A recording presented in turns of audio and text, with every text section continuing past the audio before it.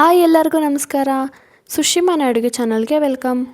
ಇವತ್ತು ನಾವು ತುಂಬ ಈಸಿಯಾಗಿರುವಂತಹ ಟೇಸ್ಟಿಯಾದ ತರಕಾರಿ ಸಾಂಬಾರು ನಿಮಗೆ ತಿಂದು ತಿಂದು ಬೇಜಾರಾಗಿದ್ದರೆ ಈ ರೀತಿ ಬಿಸಿಲಿಗೆ ತಂಪಾಗಿರುವಂತಹ ಒಳ್ಳೆ ರುಚಿಯಾದ ಈಸಿಯಾದ ಮಜ್ಜಿಗೆ ಸಾಂಬಾರನ್ನ ಹೇಗೆ ಮಾಡೋದು ಅಂತ ನೋಡ್ಕೊಬರೋಣ. ಇದು ಮುದ್ದೆ ಜೊತೆಗೆ ಅಥವಾ ಅನ್ನದ ಜೊತೆಗೆ ತುಂಬ ಅಂದರೆ ತುಂಬ ಟೇಸ್ಟಿಯಾಗಿರುತ್ತೆ.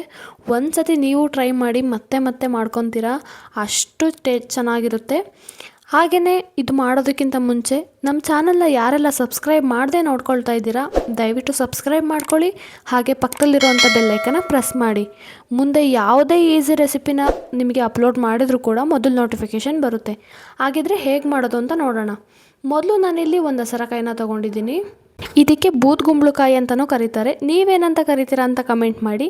ನೆಕ್ಸ್ಟ್ ಇದನ್ನು ಮೇಲ್ಗಡೆ ತಿಳಿ ಇರುವಂತಹದನ್ನ ನೀಟಾಗಿ ತೆಕ್ಕೊಂಡು ಇದನ್ನು ಸಣ್ಣದಾಗಿ ಕಟ್ ಮಾಡಿ ಇಟ್ಕೊಳ್ತಾ ಇದ್ದೀನಿ. ನೋಡ್ತಾ ಇರ್ಬೋದು ನೀವೇನೆ, ತುಂಬ ದಪ್ಪದಾಗಿ ಕಟ್ ಮಾಡೋದಕ್ಕೆ ಹೋಗ್ಬಿಡಿ, ಸ್ವಲ್ಪ ಸಣ್ಣದಾಗಿ ಕಟ್ ಮಾಡಿಕೊಂಡು ನೆಕ್ಸ್ಟ್ ಇದಕ್ಕೆ ನಾನಿಲ್ಲಿ ಒಂದು ಕುಕ್ಕರ್ನ ತೊಗೊಂಡಿದ್ದೀನಿ. ಕುಕ್ಕರಿಗೆ ಹಾಕ್ಕೊಳ್ತಾ ಇದ್ದೀನಿ.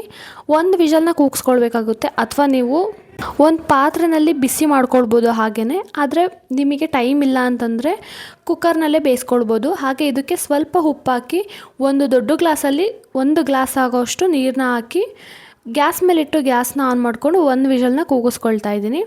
ನೆಕ್ಸ್ಟ್ ಇದಕ್ಕೆ ರುಬ್ಕೊಳ್ಳೋದಕ್ಕೆ ಏನೇನು ಬೇಕು ಅಂದರೆ ಹಸಿಮೆಣ್ಸಿನ್ಕಾಯಿ ಹಾಗೆ ಕೊತ್ತಂಬರಿ ಸೊಪ್ಪು. ನಿಮಗೆ ಖಾರಕ್ಕೆ ಎಷ್ಟು ಬೇಕಾಗುತ್ತೆ ನೋಡಿ ಹಾಕ್ಕೊಳ್ಳಿ. ರುಚಿಗೆ ಬೇಕಾಗಿರೋಷ್ಟು ಉಪ್ಪು, ಹಾಗೆ ಸ್ವಲ್ಪ ಅರಿಶಿನ, 1 ಟೇಬಲ್ ಸ್ಪೂನಷ್ಟು ಜೀರಿಗೆ, ಸಾಸಿವೆ, ಒಂದು ಮೀಡಿಯಮ್ ಸೈಜ್ ಈರುಳ್ಳಿನಲ್ಲಿ ಅರ್ಧ ನಾನು ಒಗ್ಗರಣೆಗೆ ಇಟ್ಕೊಂಡಿದ್ದೀನಿ. ಹಾಗೆ ಅರ್ಧ ಈರುಳ್ಳಿನ ನಾನು ರುಬ್ಕೊಳ್ಳೋದಕ್ಕೆ ಇಟ್ಕೊಂಡಿದ್ದೀನಿ. ನಿಮಗೆ ಬೇಕು ಅಂತಂದರೆ ಜಾಸ್ತಿ ಕೂಡ ಹಾಕ್ಕೊಳ್ಬೋದು. ಹಾಗೆ ಒಗ್ಗರಣೆಗೆ 2 ಹಸಿಮೆಣ್ಸಿನ್ಕಾಯಿನೂ ಹೆಚ್ಚಿಟ್ಕೊಂಡಿದ್ದೀನಿ. ಒಗ್ಗರಣೆಗೆ ಬೇಕಾಗಿರೋಷ್ಟು ಎಣ್ಣೆನ ತೊಗೊಂಡಿದ್ದೀನಿ. ನೆಕ್ಸ್ಟ್ ಇಲ್ಲಿ ಒಂದು ಮಿಕ್ಸರ್ ಜಾರಿಗೆ ಮೊದಲೇ ಹೆಚ್ಚಿಟ್ಕೊಂಡಿದ್ದಂತಹ ಈರುಳ್ಳಿ ಹಾಗೆ ಸ್ವಲ್ಪ ಜೀರಿಗೆನ ಹಾಕ್ಕೊಳ್ತಾ ಇದ್ದೀನಿ.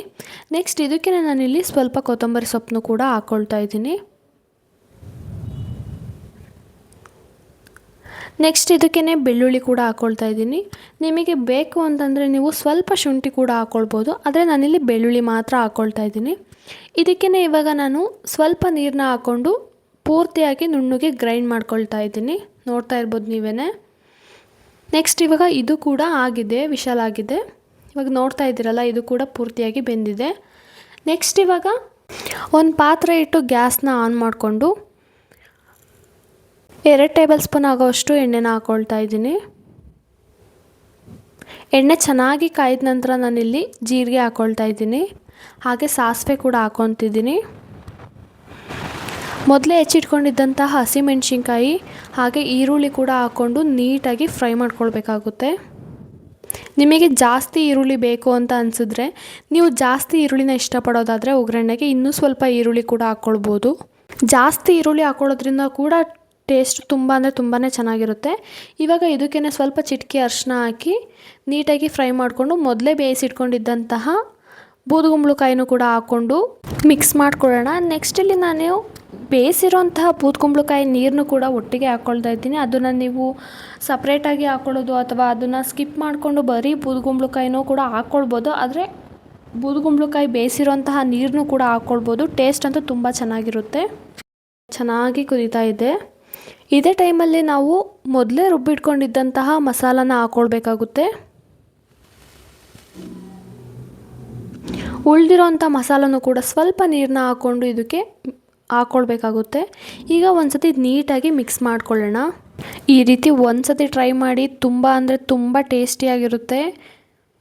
ನೆಕ್ಸ್ಟ್ ಇವಾಗ ಇದಕ್ಕೆ ನಾನು ರುಚಿಗೆ ಬೇಕಾಗಿರೋಷ್ಟು ಉಪ್ಪನ್ನ ಹಾಕ್ಕೊಳ್ತಾ ಇದ್ದೀನಿ. ಇವಾಗ ಇದನ್ನು ಕೂಡ ನೀಟಾಗಿ ಒಂದು ಸತಿ ಮಿಕ್ಸ್ ಮಾಡ್ಕೊಳ್ಳಿ. ಉಪ್ಪನ್ನ ನೋಡ್ಕೊಂಡು ಹಾಕ್ಕೊಳ್ಳಿ, ಯಾಕಂದರೆ ಮೊದಲೇ ನಾವು ಬೇಯಿಸ್ಕೊಳ್ಬೇಕಾದ್ರೆ ಉಪ್ಪನ್ನ ಹಾಕ್ಕೊಂಡಿರ್ತೀವಿ. ಇವಾಗ ಇದು ಕೂಡ ನೀಟಾಗಿ ಆಗಿದೆ. ಇದನ್ನು ಕಂಪ್ಲೀಟಾಗಿ ಆರೋದಕ್ಕೆ ಬಿಡಬೇಕಾಗುತ್ತೆ. ಈಗ ನೋಡಿ ಕಂಪ್ಲೀಟಾಗಿ ಇದು ಆರಿದೆ.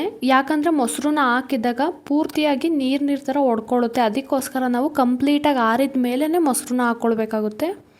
ನೋಡ್ತಾ ಇದ್ದೀರಲ್ಲ, ಮೊಸರು ಅಥವಾ ಮಜ್ಜಿಗೆ ಯಾವುದಾದ್ರೂ ಸರಿಯೇ, ಯಾವ್ದು ಹಾಕಿದ್ರೂ ತುಂಬ ಟೇಸ್ಟ್ ಚೆನ್ನಾಗಿರುತ್ತೆ. ಹಾಗಂದರೆ ತುಂಬ ಹುಳಿಯಾಗಿರುವಂಥ ಮೊಸರನ್ನ ತೊಗೊಳೋದಕ್ಕೆ ಹೋಗಬೇಡಿ, ಮತ್ತು ತುಂಬ ಸ್ವೀಟಾಗಿರುವಂಥ ಮೊಸರನ್ನು ಕೂಡ ತೊಗೊಳೋದಕ್ಕೆ ಹೋಗಬೇಡಿ. ನೋಡಿ ಇವಾಗ ನೀಟಾಗಿ ಸ್ವಲ್ಪನೂ ಗಂಟು ಇಲ್ಲದೇ ಇರೋ ಥರ ನೀಟಾಗಿ ಮಿಕ್ಸ್ ಮಾಡ್ಕೊಳ್ಬೇಕಾಗುತ್ತೆ. ನೋಡ್ತಾ ಇದ್ದೀರಲ್ಲ, ನೋಡೋದಕ್ಕೇ ಎಷ್ಟು ಚೆನ್ನಾಗಿದೆ ಅಂತ. ಟೇಸ್ಟ್ ಕೂಡ ಅಷ್ಟೇ ಚೆನ್ನಾಗಿರುತ್ತೆ. ನೀವು ಕೂಡ ಒಂದು ಸತಿ ಟ್ರೈ ಮಾಡಿ. ಲಾಸ್ಟಲ್ಲಿ ಸ್ವಲ್ಪ ಕೊತ್ತಂಬರಿ ಸೊಪ್ಪನ್ನ ಹಾಕ್ಕೊಂಡ್ರೆ ಸೂಪರ್ ಟೇಸ್ಟಿಯಾಗಿರುವಂತಹ ಮಜ್ಜಿಗೆ ಹುಳಿ ಸಾಂಬಾರು ರೆಡಿ ಆಗುತ್ತೆ. ಇದನ್ನು ಮುದ್ದೆ ಜೊತೆಗೆ, ರೈಸ್ ಜೊತೆಗೆ ತುಂಬ ಅಂದರೆ ತುಂಬ ಚೆನ್ನಾಗಿರುತ್ತೆ. ನೀವು ಕೂಡ ಟ್ರೈ ಮಾಡಿ ಹೇಗೆ ಬಂದಿತ್ತು ಅಂತ ಕಮೆಂಟ್ ಮಾಡಿ. ಹಾಗೆಯೇ ಈ ವಿಡಿಯೋ ನಿಮಗೆ ಇಷ್ಟ ಆಗಿದೆ ಅಂತ ಅಂದ್ಕೊಳ್ತೀನಿ. ಇಷ್ಟ ಆಗಿದ್ರೆ ದಯವಿಟ್ಟು ಒಂದು ಲೈಕ್ ಮಾಡಿ, ಶೇರ್ ಮಾಡಿ, ಕಮೆಂಟ್ ಮಾಡಿ. Thank you for watching.